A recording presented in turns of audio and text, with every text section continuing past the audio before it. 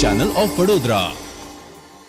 નેત્રંગની સરકારી વિનયન વાણિજ્ય કોલેજ બહાર વિદ્યાર્થીઓએ હોબાળો મચાવ્યો હતો, જેને લઈને પોલીસ અને આગેવાનોએ દરમિયાનગીરી કરીને મામલો થાળે પાડ્યો હતો। ભરૂચના નેત્રંગ તાલુકા મથકે આવેલ એક સરકારી કોલેજમાં 1 ફેબ્રુઆરી 2024ના રોજ નેશનલ લેવલના સેમિનારમાં એક પ્રોફેસરનું બેચ તૂટી જવાથી ક્લાર્ક કારકુન તરીકે ફરજ બજાવતી સહાયક મહિલા તેમને મદદ કરતા હતા, જે દરમિયાન કોલેજમાં જ લાઇબ્રેરિયન તરીકે ફરજ બજાવતા એક પ્રોફેસરે તેમનો ફોટો પાડ્યો હોવાના આક્ષેપ કરવામાં આવ્યા છે। આ અંગે અરજીમાં જણાવ્યા અનુસાર મહિલા કારકુને કોલેજના આચાર્યને લેખિતમાં ફરિયાદ કરતા આચાર્યએ જણાવ્યું હતું કે આ કોલેજનો અંદરનો મામલો છે, કોલેજના જ લેવલે આ બાબતનું સમાધાન થાય તે જરૂરી છે અને અમે પ્રયત્ન કરીશું, પરંતુ આ બાબતે મહિલા ક્લાર્ક કારકુને અનેકો વખત રજૂઆત કરવા છતાં કોઈપણ પ્રકારની કાર્યવાહી નહીં થતાં વિવાદ વંટોળી ચડ્યો હતો। વધુમાં અન્ય વિદ્યાર્થીઓના પ્રશ્નો પણ સામે આવ્યા હતા, જેમાં એક ભાજપના મહિલા આગેવાન દ્વારા કોલેજના વિદ્યાર્થીને તમાચો મારવાની બાબત તેમજ અગાઉ એક પ્રોફેસર દ્વારા વિદ્યાર્થીનીને રૂમમાં બોલાવવા જેવી બાબત પણ વિદ્યાર્થીઓની રજૂઆતમાં સામે આવી હતી। આખરે પ્રોફેસર દ્વારા મહિલા સહકર્મીની માફી માંગવામાં આવી હતી, પરંતુ નફ્ફટ પ્રોફેસરોના કારનામાઓના પડઘા આખી કોલેજમાં પડ્યા હતા અને આખરે વિદ્યાર્થીઓએ કોલેજના ગેટ ઉપર મોટી સંખ્યામાં ભેગા થઈ હોબાળો મચાવ્યો હતો, તેમજ કોલેજના 4 પ્રોફેસરોની બદલી કરવાની માંગ ઉચ્ચારવામાં આવી હતી, જે બાદ વિદ્યાર્થીઓના પ્રશ્નોને વાચા આપવા કોંગ્રેસ અગ્રણી શેરખાન પઠાણ પણ વાણિજ્ય કોલેજ ખાતે પહોંચી ગયા હતા, તેમજ મામલાની ગંભીરતા જોઈ પોલીસ વિભાગ પણ સ્થળ ઉપર દોડી આવ્યો હતો। તો પણ પ્રશ્ન નથી, પણ આપણે એક વખત એક્ઝામનું પૂરું કરીએ અને તમે રાહ જુઓ। આવી જાવ ચાલ આવી જાવ આટલી સમસ્યા સમાધાન થઈ જાય।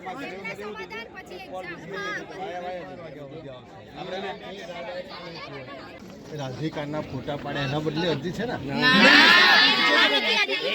એક જ બોલો ને એ મેટર તો સાહેબ કાલે સોલ્વ થઈ ગયો, પણ આ તો અમારે હવે સ્ટુડન્ટ લેવલની છે કે સાહેબ આ છોકરીને બી ન્યાય મળવો જોઈએ।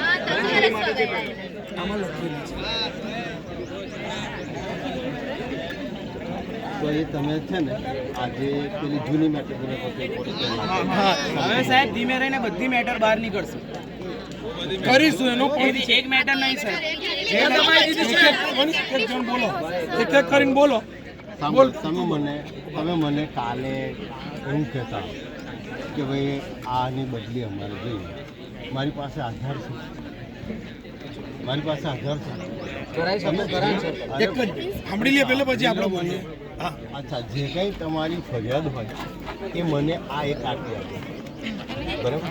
એમાં આધાર તો કાંઈ છે એ તો સાહેબ અમે બીજી વાત છે કે તમે બીજી કોઈ વાત કહેતા હોય તો તેનો પણ મને આધાર આપો, તો એમાં બી થશે। અને બીજું મારું કામ છે અહીંયા ઇન્વેસ્ટિગેશન કરીને ઉપલી કક્ષાએ મોકલી આપવાનું, હું ફાઇનલ ઓથોરિટી। તમે મને કાલે કોઈ કહેતું હતું કે સાહેબ સસ્પેન્ડ અમારે જોઈએ, સસ્પેન્શન હું ના કરી શકું, ઉપરની આપણી જે ઉપર કમિશનર ઓફ હાયર એજ્યુકેશન છે એ કરતા હોય, પણ આ જે કંઈ તમારી ફરિયાદો હોય અથવા મને કોઈ હમણાં પૂછતું હતું કે અમારી સિક્યોરિટીની જવાબદારી શું, તો મારી જવાબદારી હું તમને લખીને આપું, હું પ્રિન્સિપાલ છું, મારી જવાબદારી છે, એટલે એમાં કોઈ બીજું છે ને।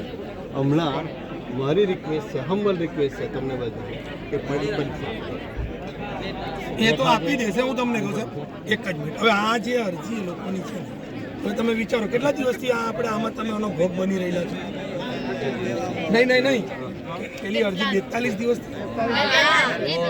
એનો નિકાલ 42 દિવસ પછી આવ્યો હતો। આ અરજી આવ્યો નથી, એ તો કાલે આપણે આવ્યો નથી, કાલે આપણે ડીવાયએસપી ને ફોન કર્યો પછી એનું નિરાકરણ આવ્યું છે અંકલેશ્વર।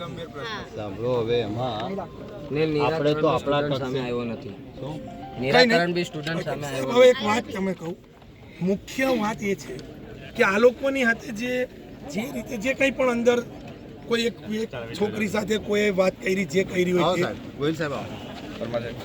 જે કેમ છો અગાઉ, હવે શું છે કે આમાં હું પણ કોલેજ કરી ચૂકેલો છું, આનો ભોગ બનેલો છું, એટલે એવું ના થાય કે હવે અહીંયા બધા પ્રોફેસર છે ને આપ સાહેબ છો કે અહીંયા મુખ્ય ચહેરા જોઈ લીધા હોય કે આ મેન છે, આ મેન છે। ના હું સાહેબ એક વાત કરું, અમારી આ લડાઈ જ છે સાહેબ રોજની, બધી ભરૂચ જેપી કોલેજ હોય કે એમ કે હોય કે બધી આખી વિસ્તારમાં, પણ કાલે એવું ના થાય કે અહીંના મુખ્ય ચહેરા જોયા પછી સ્ટાફ દ્વારા કે કોઈના દ્વારા એ લોકોને પાછું ધ્યાનમાં રાખીને હેરાન કરવામાં ન આવે. એવું શા માટે? હા નહીં સાહેબ, એક વાત છે, છોરું મારી પાસે એક એવા મેસેજ આવ્યા છે કે કોઈક પ્રોફેસર દ્વારા આ લોકોને ખોટી રીતે પણ એ લોકો સાથે વર્તન કરવામાં એવું આવે છે કે તમે નહીં સુધરો. હવે આ વર્તન સારું નથી, એનું અમે પ્રૂફ માંગેલું છે. હવે એ મળશે તો સાહેબ આનાથી વાતાવરણ બગડે, આપણે એવું નથી કરવું. વિદ્યાર્થીઓનો સવાલ છે, એમની એક્ઝામ છે, સારી રીતે ભણે.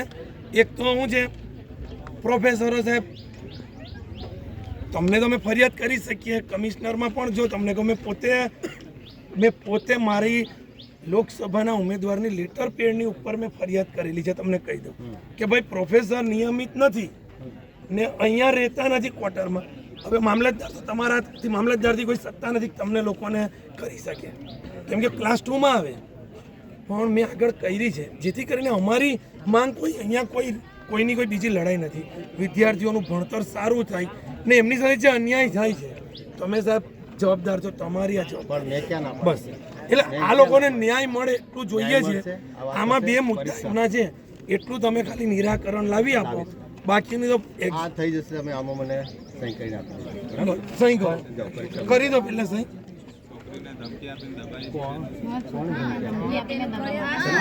જો તમને આમ જો મારી વાત સાંભળી લો.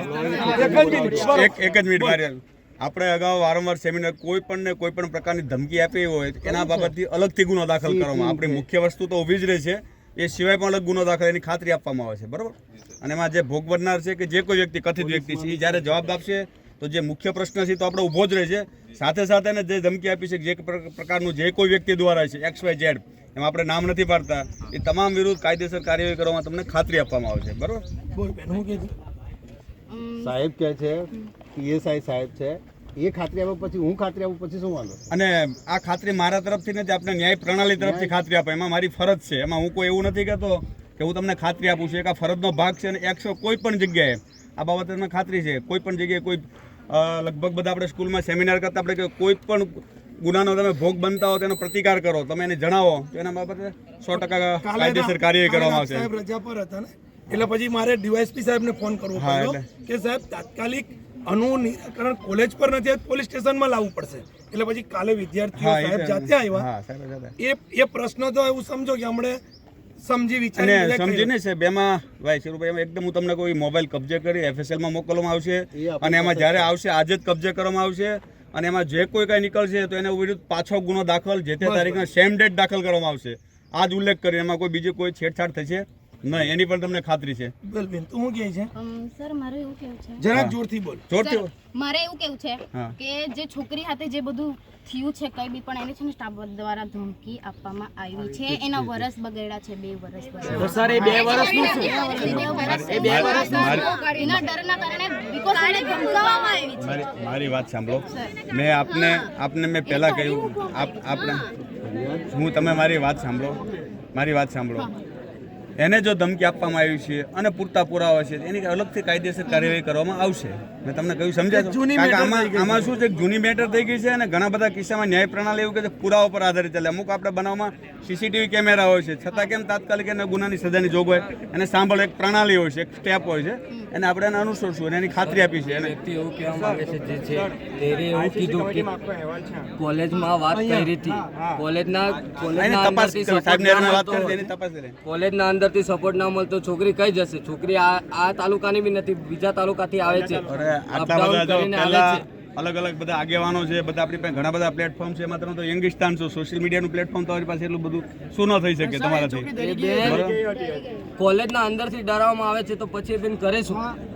આપણે મુખ્ય પ્રશ્ન પરીક્ષા આપી દઈએ એના માટે આપણે અલગથી કાર્યવાહી કરશું, બરોબર. અત્યારે આપણે જૂનું જે વસ્તુ છે આપણે કોઈનો વર્ષ બગાડવું નથી. અને જે શેરુભાઈ કીધું એમ કે કોઈને વ્યક્તિગત કોઈ ચહેરાને ટાર્ગેટ કરવામાં નહીં આવે, એ જે આપણે સાહેબ તરફથી ખાતરી આપવામાં આવે. લોકો આપણે પ્રિન્સિપલ સાહેબે કીધું છે સાહેબે કે આ જે મુખ્ય સાહેબ મુદ્દો છે એના પર તાત્કાલિક તમારે જે પણ કાર્યવાહી થવી જોઈએ, બરાબર કે સાહેબ કાલે પાછું આવી રીતે ભેગા થાય, પાછો એનો વિરોધ વંટોળ થાય, એના કરતાં સારું છે કે વાતાવરણ ન બગડે ને વિદ્યાર્થીઓનો અભ્યાસ ન બગડે. અને તમારો જે સમય છે એ પણ વધારે આપશે એ પણ વધારે. ચાલો